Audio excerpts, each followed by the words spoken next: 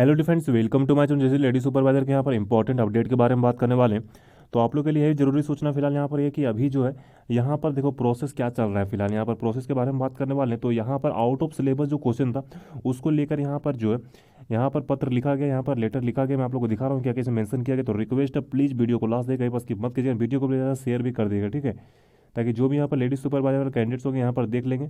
यहाँ पर आप लोग आ रहा देखिए sir, out of syllabus question पूछा गया। तो यहाँ पर देखो, यहाँ पर जो है यहाँ पर जो पत्र लिखा गया उसमें क्लियरली लिखा गया कि महिला प्रवेशिका परीक्षा पेपर 3 के मनोविज्ञान विषय के 90% सवाल कोर्स से बाहर के पूछे गए थे, ठीक है। यहाँ पर देख सकते हो, यहाँ पर बताया गया कि 90% क्वेश्चन जो है आउट ऑफ सिलेबस था। तो फिलहाल किस तरह पेपर यहाँ बनाया जाता है जो कि क्वेश्चन जो आउट ऑफ सिलेबस हो जाता है, ठीक है।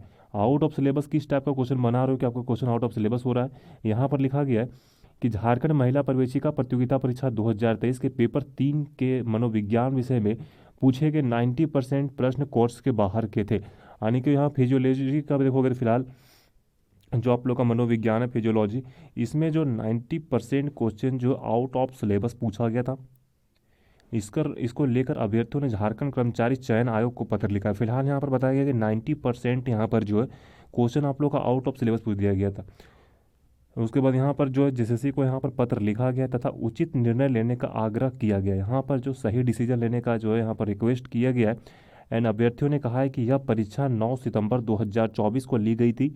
एंड पेपर 3 तकनीकी विषय मनोविज्ञान की परीक्षा में पाठ्यक्रम से बाहर के प्रश्न पूछने से काफ़ी परेशानी हुई, ठीक है। यानी कि यहाँ पर जो पेपर कंडक्ट हुआ था उसमें क्या था कि यहाँ पर जो है 9 तारीख, यानी देखो यहाँ पर डेट जो यहाँ पर दिया गया हुआ 9 सितंबर 2024 को एग्जाम कंडक्ट होता है, जो कि पेपर 3 एंड तकनीकी विशिष्ट विषय जो आप लोग का था उसका यहाँ पर दिया गया है। एंड उसमें क्या है कि यहाँ पर जो है लिखा गया है कि 90% क्वेश्चन, यानी कि एक सोचने वाली बात है कि आप क्वेश्चन पेपर किस तरह बना रहे हो जिसमें कि 90% क्वेश्चन आउट ऑफ सिलेबस जा रहा है। ये तो परेशानी वाली बात है। अगर ऐसा पूछा गया है तो इस पर जो है इसका समीक्षा किया जाएगा। इसका समीक्षा करने के बाद जो है अगर देखा जाए तो 90% क्वेश्चन आप कैसे यहाँ पर बाहर कर रहे हो एंड तैयारी के अनुरूप प्रदर्शन नहीं कर पाए, इससे महिला अभ्यर्थियों में भारी आक्रोश व्याप्त है। अब देखो यहाँ पर होने वाला है क्या क्या, मैं बता रहा हूँ आप लोग को। देखो जो जो मैं बोल रहा हूँ वही चीज़ होगा, आगे देखना। अब अगर 90% क्वेश्चन आउट ऑफ सिलेबस है तो ये तो फिलहाल देखोगे तो पेपर हो सकता है इसका रिकंडक्ट किया जाए 9 सितंबर वाला जो पेपर होगा। एंड इसके बावजूद स्टूडेंट यहाँ पर और यहाँ पर जो है यहाँ पर सबका ऑब्जेक्शन हो रहा है कि फ़िलहाल और पेपर, यानी कि सोशोलॉजी या होम साइंस का हो, उसमें बहुत सारे स्टूडेंट का कहना है कि सर उसका भी क्वेश्चन आउट ऑफ सिलेबस था। तो आउट ऑफ सिलेबस क्वेश्चन था तो हो सकता है उसका भी कुछ दिन के अंदर कोई यहाँ पर जो पत्र लिखेगा। तो ये सब प्रोसेस में जो हो सकता है कि लंबा टाइम लग सकता है, फिर आप लोग का आंसर की और रिजल्ट में और डिले हो सकता है, ठीक है। मैंने कुछ देर पहले वीडियो बनाया उसमें आप लोग को बताया कि आप लोग का हो सकता है अक्टूबर का 3rd वीक में जो है रिजल्ट को आउट कर दिया जाए। लेकिन अब ऐसा प्रोसेस रहेगा तो फिर हो सकता है कि लंबा टाइम लग सकता है। अब यहाँ पर क्वेश्चन आउट ऑफ सिलेबस पूछा जा रहा है, मतलब 100 क्वेश्चन आपको बनाना है जिसमें कि जो तकनीकी विशिष्ट विषय लिखा गया है उसमें आप आउट ऑफ सिलेबस 90% क्वेश्चन कैसे दे सकते हो। 90% सवाल जो कोर्स से बाहर रहेगा तो फिर आपने सिलेबस क्यों जारी किया। वो सिलेबस का जारी करने का क्या मतलब रह गया। जब 90% आप बाहर ही पूछोगे तो जो स्टूडेंट वहाँ तैयारी करके गया तो सिलेबस के अंदर ही पढ़ के जाएगा ना। आपने जो सिलेबस दिया है उसके अंदर वो पढ़ के जाएगा। आप 90% बाहर पूछ रहे हो तो फिर वो कैसे वहाँ जवाब देगा। तो जो प्रिपरेशन किया उसका तो वहाँ पर ख़त्म हो गया, ठीक है। जो प्रिपरेशन किया उसका तो वहाँ पर ख़त्म हो गया कि आपने जो क्वेश्चन पूछा उसका वहाँ पर जवाब ही नहीं दे पा रहा है। तो फिर ये तो गलत ही है। ये तो देखा जाए अगर ऐसा हुआ है तो ये पूरा तरह से गलत है। मैं इसका विरोध करता हूँ क्योंकि 90% क्वेश्चन अगर बाहर है 10% से कितना सिलेक्शन होगा बताइए।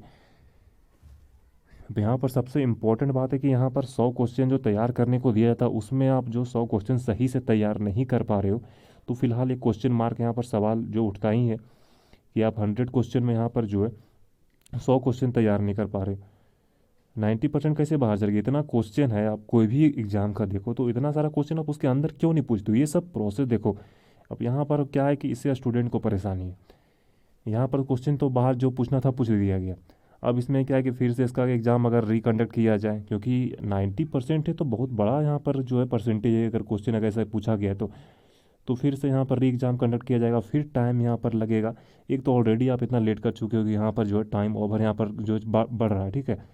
टाइम यहाँ इतना बढ़ चुका है, स्टूडेंट वैसे परेशान है एंड उसके बाद ये सब चीज़ यहाँ पर आ रहा है। तो ये सब होना क्यों है। आप ऐसा क्वेश्चन तैयार करो ताकि कोई ऑब्जेक्शन करे ही नहीं, कोई ऑब्जेक्शन करे ही नहीं। आप ऐसा क्वेश्चन तैयार करो। लेकिन आपको करना है कि 90% हम बाहर पूछेंगे, तो बाहर पूछेंगे। अगर ऐसा सवाल अगर समीक्षा करने पर ऐसा होता है, अगर कोई 90% बोला है कि सवाल कोर्ट से बाहर यहाँ पर लेटर लिखा गया है, तो हो सकता है कि पूछा गया होगा। तो इससे लॉस तो हर हाल में जो यहाँ पर स्टूडेंट का ही है, यहाँ पर लॉस तो स्टूडेंट का ही है ना, क्योंकि फिर वो लंबा टाइम तक यहाँ पर प्रोसेस चलेगा इसका। आप एक बार आंसर की जारी करोगे, फिर रिवाइज आंसर की जारी करोगे, फिर फाइनल आंसर की जारी करोगे, फिर फाइनल आंसर की कब एक रिवाइज फाइनल आंसर की जारी करोगे। तो ये सब लंबा प्रोसेस में यहाँ पर टाइम लग जाएगा, ठीक है। एंड आपको ज्वाइनिंग भी करवाना है।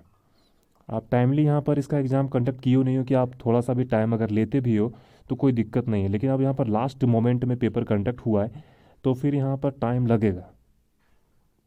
अब यहाँ पर कोई हो सकता है, मैं एक भी बात बता दे रहा हूँ आप लोग को, हो सकता है कि यहाँ पर लेटर लिखा गया कुछ दिन के अंदर और भी एग्ज़ाम यहाँ पर सब्जेक्ट का कुछ जो स्टूडेंट यहाँ पर जो पत्र लिखे, तो सबका समीक्षा किया जाएगा, फिर करते करते और लेट होगा।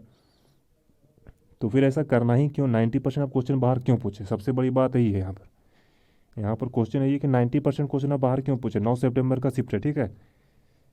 जो भी यहाँ पर कैंडिडेट्स आप लोग यहाँ पर जो मनोविज्ञान वाले होंगे, आप लोग देख लेना 9 सितंबर 2024 का यहाँ पर जो डेट दिया गया है। एंड सीधा यहाँ पर देखोगे तो लिखा गया कि इसे लेकर अभ्यर्थियों ने झारखंड कर्मचारी चयन आयोग से को पत्र लिखा तथा उचित निर्णय लेने का आग्रह किया कि इसमें क्या किया जाए। हो सकता है, देखो, हो सकता है कि रिवाइज आप लोग का जारी किया जाए, फिर मार्क्स आप लोग को दिया जाए, ठीक है। लेकिन फिर मार्क्स दिया जाएगा तो फिर तो ऐसे तो फिर डिफरेंस हो जाएगा कट ऑफ मार्क्स में। देखोगे तो कट ऑफ मार्क्स भी हो सकता है डिफरेंस कर दिया जाए कि आप कितना क्वेश्चन का मार्क्स बढ़ाओगे, कितना क्वेश्चन रद्द करोगे आप। अगर 90% एक शिफ्ट में अगर क्वेश्चन जो है यहाँ पर बाहर है, तो आप कितना वहाँ पर क्वेश्चन को रद्द करोगे। सब तो क्वेश्चन रद्द हो नहीं सकता है। अब देखने वाली बात है यहाँ पर जो जेएसएससी की तरफ से क्या किया जाता है, ठीक है।